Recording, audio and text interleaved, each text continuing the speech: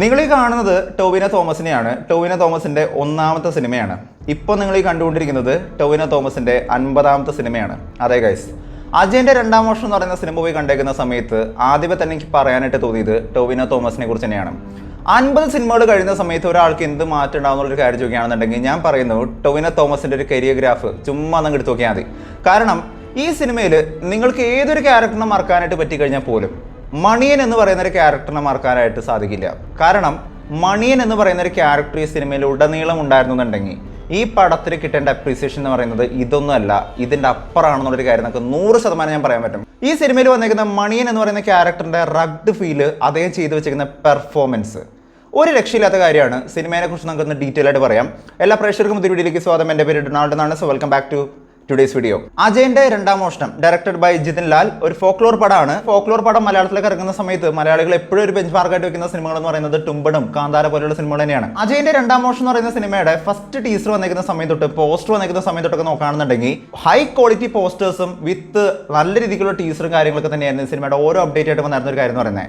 Except ഈ സിനിമയുടെ promotions ഒഴികെ പ്രൊമോഷൻസ് വലിയ രീതിക്ക് ഉണ്ടായിരുന്നില്ല എന്നുള്ളൊരു കാര്യം എനിക്ക് തോന്നി. അതൊഴികെ നോക്കുകയാണെന്നുണ്ടെങ്കിൽ ഒരു പാനിന്റെ ലെവലിൽ കിട്ടാവുന്ന രീതിക്കുള്ള നല്ല ക്വാളിറ്റി വിഷ്വൽസ് തന്നെയായിരുന്നു സിനിമയുടെ ഓരോ അപ്ഡേറ്റ് ആയിട്ട് വന്നിരുന്ന ഒരു കാര്യം എന്ന് പറയുന്നത്. സിനിമയിലോട്ട് കിടക്കുന്ന സമയത്ത് ടൊവിനോ തോമസ് ചെയ്തിരിക്കുന്നത് 3 ക്യാരക്ടേഴ്സിനെയാണ്. കുഞ്ഞിക്കേളു, അജയൻ ആൻഡ് മണിയൻ എന്ന് പറയുന്ന 3 ക്യാരക്ടേഴ്സിനെയാണ് ചെയ്ത് വെച്ചിരുന്നത്. കുഞ്ഞിക്കേളു എന്ന് പറയുന്ന ഒരു ക്യാരക്ടർ വളരെ പോസിറ്റീവ് ആയിട്ടുള്ള ഒരു ക്യാരക്ടർ ആണെന്നുണ്ടെങ്കിൽ മണിയൻ എന്ന് പറയുന്ന ക്യാരക്ടർ എന്ന് പറയുന്നത് വളരെ നെഗറ്റീവ് ആയിട്ടുള്ള ക്യാരക്ടറാണ്. പക്ഷെ നിങ്ങൾ ഫാൻ ആവാൻ പോകുന്നത് മണിയൻ്റെ ആയിരിക്കും എന്നുള്ളൊരു കാര്യം തന്നെയാണ് എനിക്ക് തോന്നുന്നത്. കാരണം ഞാൻ നിങ്ങളോട് ചോദിക്കുകയാണ്, സിനിമ കണ്ടേക്കുന്ന ആൾക്കാരാണ് നിങ്ങളെന്നുണ്ടെങ്കിൽ നിങ്ങൾ ആരുടെ ഫാനാണെന്നുള്ളൊരു കാര്യം ഞാൻ ചോദിക്കുകയാണ്. ഞാൻ മണിയൻ ഫാനാണ്. കാരണം മണിയൻ്റെ ഒരു ക്യാരക്ടർ എന്ന് പറയുന്നത് വേറെ ലെവലായിരുന്നു.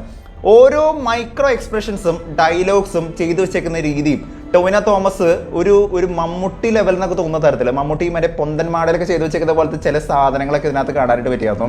പ്രത്യേകിച്ച് വീട്ടിലൊക്കെ കയറിയിട്ട് പോലീസ് പിടിക്കാൻ വരുന്ന ഒരു സീനകത്തൊക്കെയുള്ള പുള്ളിയുടെ ഒരു പെർഫോമൻസ്, നോട്ടം, ഭാവം, പോലീസാണോ കള്ളനാണോ ആദ്യം ഉണ്ടായതൊക്കെ പറഞ്ഞ് ചോദിക്കുന്ന ചില സീനുകളൊക്കെ ഉണ്ട്. അതൊക്കെ ചെയ്തു വെച്ചേക്കുന്ന രീതി എന്ന് പറയുന്നത് സിനിമ കണ്ടു കഴിഞ്ഞാൽ മാത്രമാണ് എല്ലാവരും കൈയടിച്ച് പാസ്സാക്കുന്ന ഒരു വെൽ എക്സിക്യൂട്ടഡ് ക്യാരക്ടറാണ് മണി എന്നുള്ളൊരു കാര്യം നമുക്ക് പറയാനായിട്ട് പറ്റും.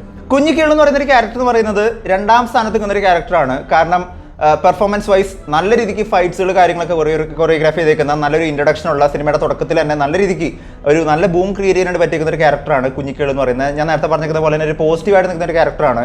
ഒരു നാടിനെ സംരക്ഷിക്കാനായിട്ട് നിൽക്കുന്ന ഒരു നാടിൻ്റെ നായകനായിട്ട് നിൽക്കുന്ന ഒരു ക്യാരക്ടറാണ് കുഞ്ഞിക്കേളു എന്ന് പറയുന്നത്. ഇതിൻ്റെ രണ്ടിനെയും കൂടി ഒരു ബ്ലെൻഡായിട്ട് വരുന്ന ഒരു ക്യാരക്ടറാണ് ഈ സിനിമയുടെ ഒരു 70% കടന്നു പോകുന്ന ക്യാരക്ടറായിട്ട് വരുന്ന അജയൻ എന്ന് പറയുന്ന ഒരു ക്യാരക്ടർ എന്ന് പറയുന്നത്.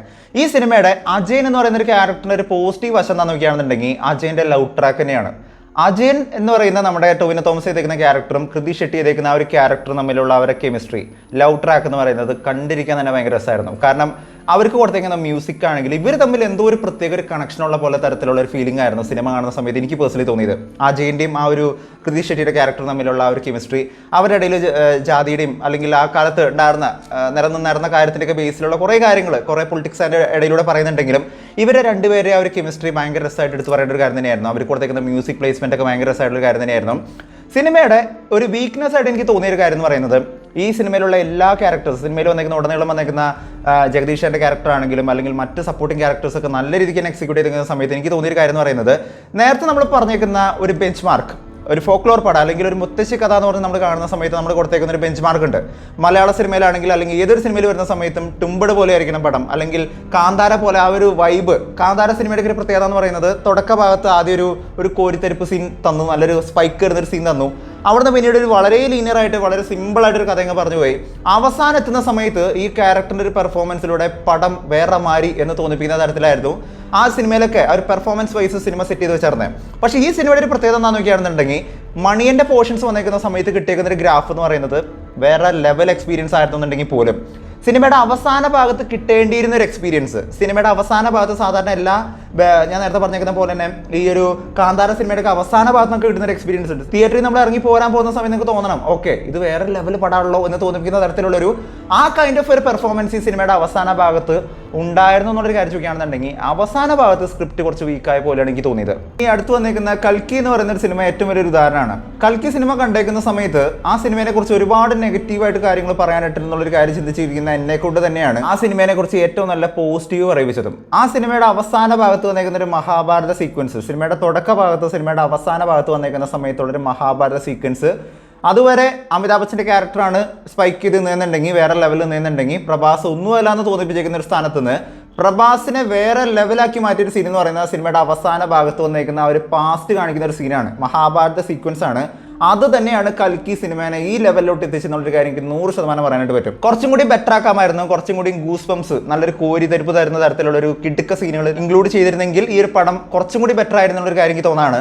പടത്തിനെ കുറിച്ച് പറയാനായിട്ട് വേറെ പ്രത്യേകിച്ച് നെഗറ്റീവ്സ് കാര്യങ്ങളൊന്നും എനിക്ക് തോന്നില്ല. ചില സ്ഥലങ്ങളിലുള്ള BGMs കാര്യങ്ങളൊക്കെ ഒഴികെ നോക്കുകയാണെന്നുണ്ടെങ്കിൽ, സിനിമാറ്റോഗ്രാഫി ആണെങ്കിലും ക്യാമറ വൈസ് നോക്കുകയാണെന്നുണ്ടെങ്കിൽ, സിനിമയുടെ ടെക്നിക്കൽ വൈസ് നോക്കുകയാണെന്നുണ്ടെങ്കിൽ മലയാള സിനിമയിൽ തന്നെ നല്ലൊരു പടമായിട്ട് പറയാൻ പറ്റുന്ന തരത്തിൽ തന്നെയാണ് ഈ സിനിമ സെറ്റ് ചെയ്ത് വെച്ചേക്കുന്നത്.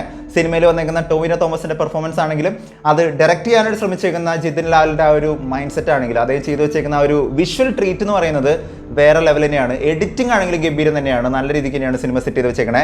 പക്ഷേ എക്സെപ്റ്റ് ഈ സിനിമയുടെ റൈറ്ററായിട്ട് വന്നേക്കുന്ന സുജിത് നമ്പ്യാർ എന്നാണ്. ഇദ്ദേഹം ഈ സിനിമയിൽ ഉൾക്കൊള്ളിക്കാനായിട്ട് ശ്രമിച്ചേക്കുന്ന കുറേ കാര്യങ്ങളുണ്ട്. ഈ സിനിമയുടെ ഒരു നല്ല വശമായിട്ട് പറയാൻ പറ്റുന്നത് ഈ അജയന്റെ ക്യാരക്ടറിന് കൊടുത്തേക്കുന്ന ഒരു ആർക്കുണ്ട്. അജയന്റെ ക്യാരക്ടർ ആർക്കായാലും ഒരു ഇമോഷനൊക്കെ തോന്നിപ്പോകുന്ന തരത്തിലുള്ള ഒരു ആർക്കാണ് ആ ഒരു ക്യാരക്ടർ കൊടുത്തേക്കുന്നത്. അതൊരു നല്ല പോസിറ്റീവായിട്ട് പറയാനായിട്ട് പറ്റുമെങ്കിലും സിനിമയുടെ അവസാന ഭാഗത്ത് വന്നേക്കുന്ന സമയത്ത് ഈ സ്റ്റോറിക്ക് കുറച്ചും കൂടി ഒരു സ്പൈക്ക് കിട്ടിയിരുന്നെങ്കിൽ, തിയേറ്ററിൽ നിന്ന് ഈ സിനിമ കണ്ടിറങ്ങുന്ന സമയത്ത് എൻ്റെ അമ്മ ഇത് കിടുക്കം പടാളോ എന്ന് പറയുന്ന തരത്തിലുള്ള ഒരു വേറൊരു വാവ് ലെവൽ എക്സ്പീരിയൻസ് കൊണ്ടുവരാനായിട്ട് സാധിക്കുമായിരുന്നു എന്നുള്ളൊരു കാര്യം എനിക്ക് തോന്നിയത്. ഏതൊരു പടത്തിനും ഒരു നെഗറ്റീവും പോസിറ്റീവും ഉണ്ടാകുന്നുള്ളൊരു കാര്യം സത്യം തന്നെയാണ്. ഈ പടം ഒട്ടും മോശമായിട്ടുള്ളൊരു പടം തന്നെയല്ല. പക്ഷേ പടം കുറച്ചും കൂടി ബെറ്റർ ആവുമായിരുന്നു. ഈ സിനിമയുടെ അവസാന ഭാഗത്ത് കുറച്ചും കൂടി ഒരു കൈൻഡ് ഓഫ് ഒരു ഗൂസ് ബംസ് വരുന്ന തരത്തിലുള്ള ഒരു സീനും കാര്യങ്ങളൊക്കെ ഇതിനകത്ത് ഉണ്ടായിരുന്നുണ്ടെങ്കിൽ നല്ല സെറ്റായിട്ട് പോകേണ്ട ഒരു സിനിമ തന്നെയായിരുന്നു. എനിവേസ് ഒരു ഫോക്ലോർ എന്ന് പറയുന്ന ഒരു ജോണർ വെച്ച് നോക്കുന്ന സമയത്ത്, ഈ സിനിമയുടെ ഒരു കഥ പറഞ്ഞു പോകുന്ന രീതി വെച്ച് നോക്കുന്ന സമയത്ത് സിനിമയ്ക്കകത്ത് പ്രത്യേകിച്ച് വേറെ പ്രശ്നങ്ങളൊന്നുമില്ല. നമുക്ക് അമാനുഷികത ഫീൽ ചെയ്യുന്ന കുറേ സീനുകളൊക്കെ ഏതൊരു ഫോക്ലോർ പടത്തിനകത്ത് നമുക്ക് കാണാൻ സാധിക്കും. പക്ഷേ ഫോക്ലോർ പടം എന്ന് പറഞ്ഞാൽ ഉൾക്കൊണ്ട് കാണുന്നവരെ സംബന്ധിച്ചിടത്തോളം സിനിമ ഒരു നീറ്റ് വാച്ചിനെ ആയിരിക്കുന്നുള്ളൊരു കാര്യം ഞാൻ എടുത്തു പറയാണ്.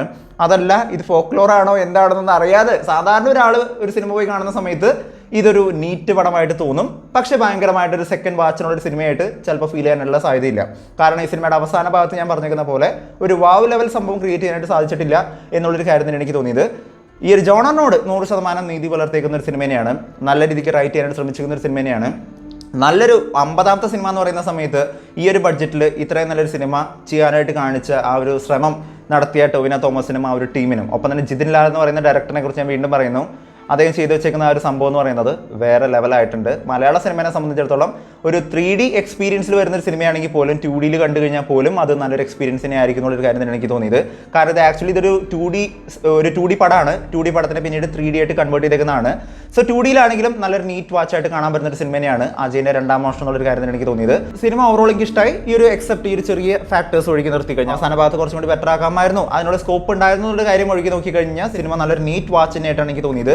എന്തിനാണെങ്കിലും സിനിമ കണ്ടവരാണ് നിങ്ങളെന്നുണ്ടെങ്കിൽ നിങ്ങൾക്ക് ഏത് ക്യാരക്ടറിനാണ് ഏറ്റവും കൂടുതൽ ഇഷ്ടപ്പെട്ടത് എന്നുള്ളൊരു കാര്യം, ഒപ്പം തന്നെ നിങ്ങൾക്ക് ഏറ്റവും ഇഷ്ടപ്പെട്ട ക്യാരക്ടർ ഏതാണെന്നുള്ളൊരു കാര്യം, നിങ്ങളുടെ അഭിപ്രായം എന്നുള്ളൊരു കാര്യം നിങ്ങൾ താഴെ നിന്ന് കമന്റ് ചെയ്യുക. വീഡിയോ ഇഷ്ടപ്പെട്ടെങ്കിൽ വീഡിയോ ലൈക്ക് ചെയ്യുക, വീഡിയോ മാക്സിമം പേരോട് ഷെയർ ചെയ്യുക, ചാനൽ ഇഷ്ടപ്പെടുന്നുണ്ടെങ്കിൽ സബ്സ്ക്രൈബ് ചെയ്യുന്ന കാര്യം വിളിച്ചിരിക്കുക. തൊട്ടടുത്തുള്ള ബെല്ലൈക്കൻ കൂടി അമർത്തുകയാണെന്നുണ്ടെങ്കിൽ ലേറ്റസ്റ്റ് ആയിട്ട് വരുന്ന വീഡിയോയുടെ അപ്ഡേറ്റുകൾ എല്ലാം കൊണ്ടായിട്ട് ലഭിക്കുന്നതായിരിക്കും. മറ്റൊരു വീഡിയോ ആയിട്ട് വീണ്ടും വരുന്നവരെ it's bit on also by.